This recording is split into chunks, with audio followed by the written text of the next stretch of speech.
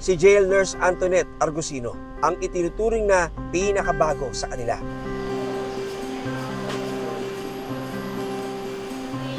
2022 siya nakapasa sa nursing board exam. Bukas to? Bagamat nakapagtrabaho na siya noon sa labas bilang nurse, malayong-malayo raw ito sa kanyang trabaho ngayon dito sa loob. Iba talaga kasi dito iba-iba ang storyng maririnig mo sa mga PDL natin na hindi nyo maririnig sa labas. Kasi as a PDL, doon nila masasabi sa'yo na ganito kami dito sa loob, ito yung ginagawa namin.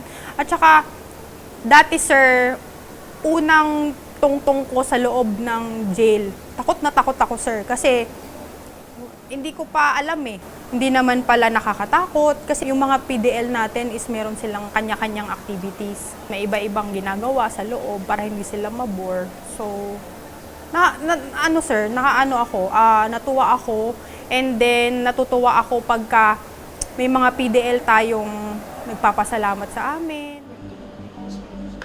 Aminado si Tonet na di biro ang kanilang trabaho bilang isang jail nurse. Bakit? Kasi, kita nyo naman sir, medyo malaki yung facility namin. Tapos, ilan lang kaming nurse na umiikot. Tapos, sa isang selda sir, sabihin na natin lahat sila may health concern. Parang yun yung challenge namin, sir. Kasi konti lang kaming nurse and then sobrang medyo madami yung PDL population namin. Parehas nangangailangan ang mga pasyenteng malaya at mga pasyenteng nakakulong.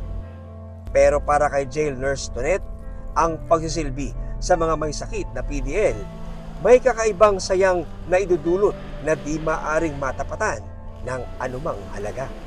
Doon naman ma'am sa aspeto ng emergency, ano yung naalala mo parang memorable na experience na kailangan mo talagang nahamon ka bilang isang nurse na umalalay sa isang PDL? One time, nag-24 hours na akong duty kasi kailangan po ng support ng isang grupo. And then, meron kaming PDL na stroke siya. So, hindi talaga siya nagigising eh.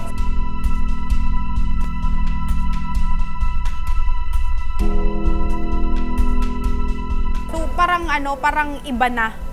Nag-refer na po kami sa roving doctor namin na i-emergency pass na po namin, nadali na po namin sa ospital kasi parang iba na yung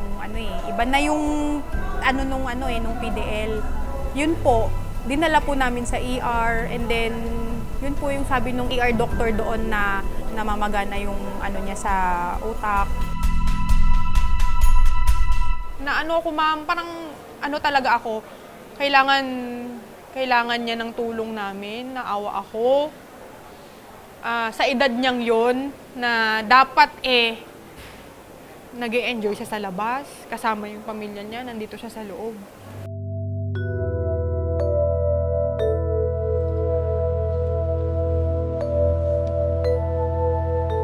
Ang pinakaayaw raw na mangyari ni Nurse Tonet sa kanyang trabaho, ang mamatayan ng pasyenteng PDL. Paano namin madadala at paano namin siya maibabalik dito ng buhay? Siyempre, lahat naman tayo, sir, ayaw nang namamatayan. Ako, as a nurse, ayoko, sir. Ayokong mamatayan ako. Na dadalhin ko sa ospital, tapos mamamatayan ako. Ayoko nang ganun, sir. Sana, walang mangyari na ganun, sir. Kasi mahirap po. Mahirap yung ganun.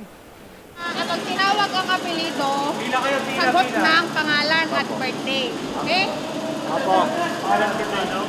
Taas ng court. Ganito ka ba? Bukod sa kanilang panggagamot, pinahahalagan daw nilang mga jail nurse ang oportunidad na makausap ng malapitan silang mga pinagkaitan ng laya.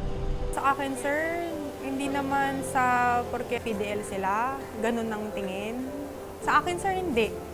As a jail officer, dapat nga, sir, kami ang talagang most na nakakaintindi sa kanila. Kasi kami ang talagang nasasabihan nila ng anong saloobin talaga nila, bakit nila nagawa yung mga bagay na nagawa nila sa labas.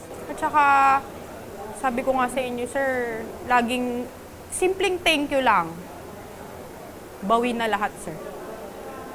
Yun ang pinaka nakakataba ng puso sa amin na sabihin nila, Ma'am, sir, thank you po. Okay naman? Wala namang nararamdaman? Hindi naman nahihilo? Kung si Nurse Tonet ang tatanungin, marami sana siyang hiling para sana mas mapabuti ang kanilang serbisyo.